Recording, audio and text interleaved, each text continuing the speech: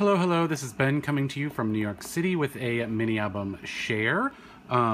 This is an 8x10 mini album that I just completed.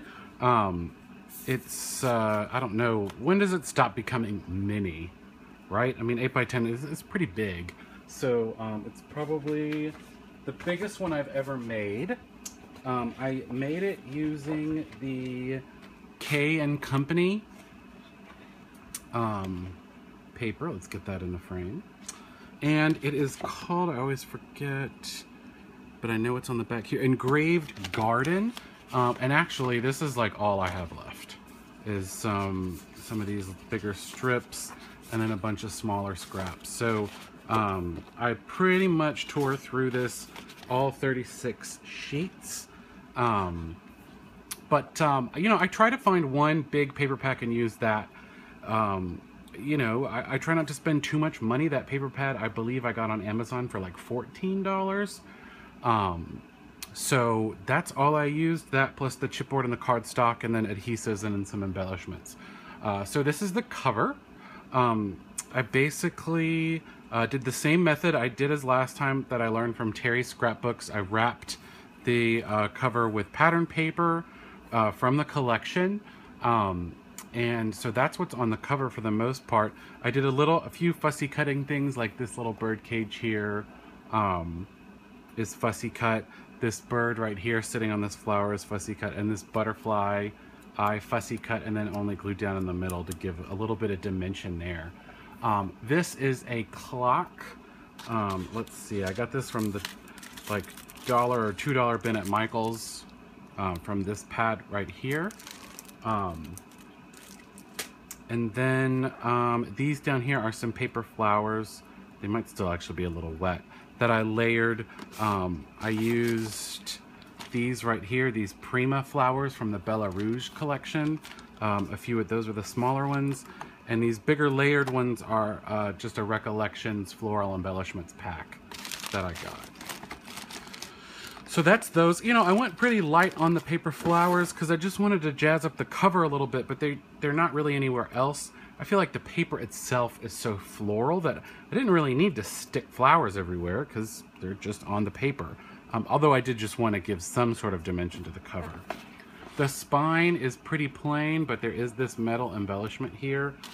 This, if you saw my last haul video, it's from the jewelry section at Michael's. It's Bead Landing Found Objects Filigree.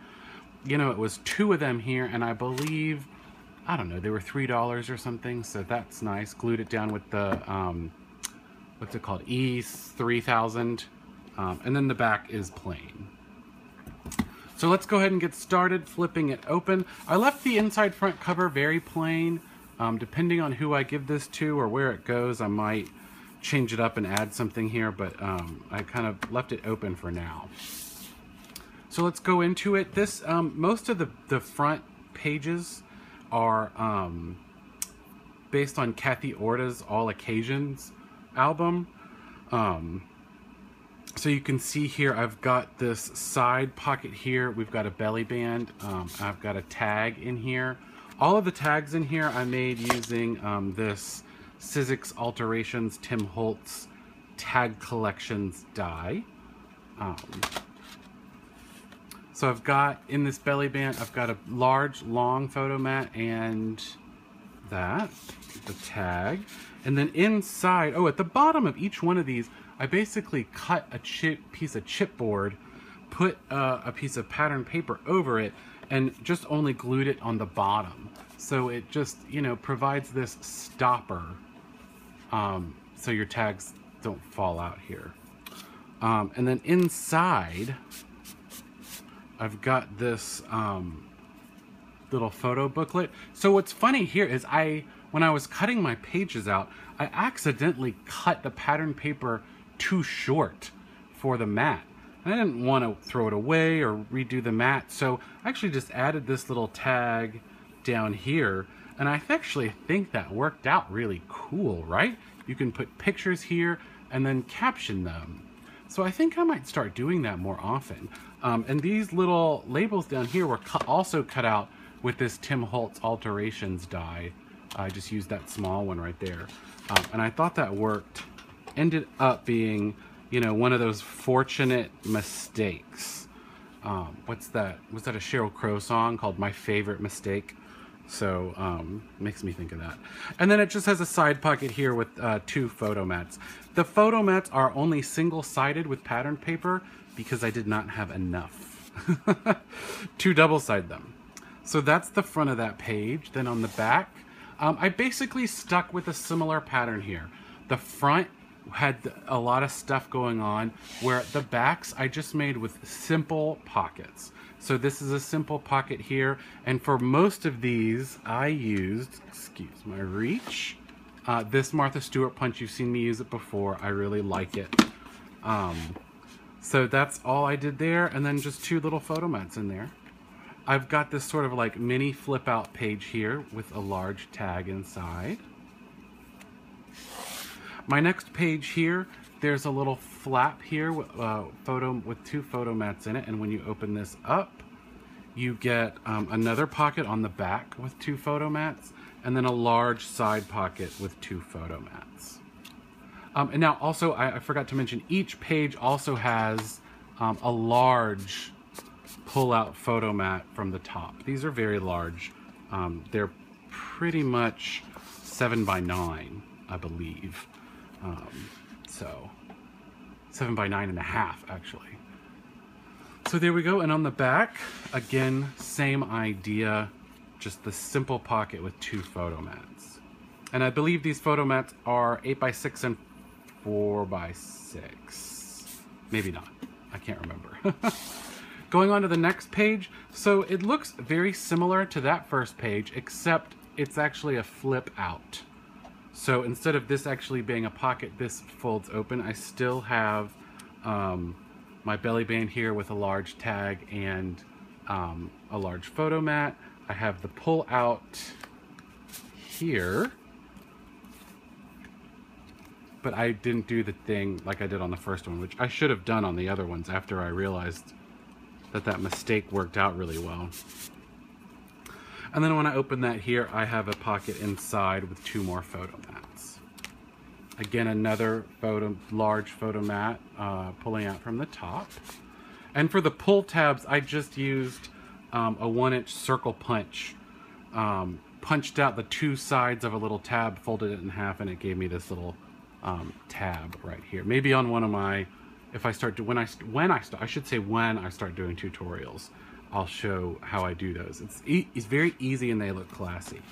Then on the back side of this page, if you've seen any of my videos, this is the great thing I learned from Corrine's Creations, this bonus pocket where I've got the pull-out mat at the top, but then I also get an additional little pocket. Again, I like doing this on my albums because it gives you a place to put objects that might fall out of other pockets. So heavier objects, thicker objects, trinkets, things like that can be safe inside this pocket, and it closes with a magnet. Moving on, this is very similar to that first page. I have a small tag, a large tag, and a large photo mat here. I don't have the pull-out mat on the top because I just had a pocket here instead of the belly band. But I do here, instead of just a regular photo mat, this pulls out and it's a kind of booklet style photo mat. And I love this paper. I mean, I just can't tell you how awesome it was using this paper. It was so easy, you know. It all just works. Moving on, another simple pocket. I've got 2 small tags, a large tag, and a large photo mat. I started to make more of the tags as I moved on because I really liked them. And basically all I did was I cut 1 tag out of the black cardstock, I cut 1 tag out of the pattern paper, glued them down, inked the edges, and then just put a little piece of ribbon on the top. And most of these just use this cheap sort of, the Celebrate It from Michaels, the yellow label. It's kind of got a grosgrain texture to it, if you can see. I don't know if you can see that, but you know, it's classy and very inexpensive. Then I have another little mini flip here with a large tag inside. And then again, this last page is identical to the first one. I've got my little belly band with the chipboard stopper piece here, a large tag, a larger photo mat. I think the only difference here is that on this pull-out booklet here, I made it like a trifold. Because I had the paper left to make it three-way. So I actually bought, this does, if you do I normally use 8.5 by 11 cardstock, but to do this trifold one though, I had to get the 12 by 12 cardstock because it's too big to do the trifold on 8.5 by 11. You need all 12 inches. Okay, and then just a side photo mat here. Actually, I made an extra 4x6 mat to put here that I had sticking over here. I always make, you can see next to me, just to kind of give you a clue into my process, I've got these extra mats that I'm going to pop elsewhere in the book as I go along. So once I finish up and see how much paper I have left, I start making more mats. So that's that. And then on the back, again, we just have one more simple pocket. I've got a small tag, a large tag, a small mat, and a large mat. Generally, my small mats were 4x6, my large mats were 6x8, mostly. If I had an odd-shaped piece of paper left over from something, though, I would make it different. So, that is my mini album. I am really thrilled with this.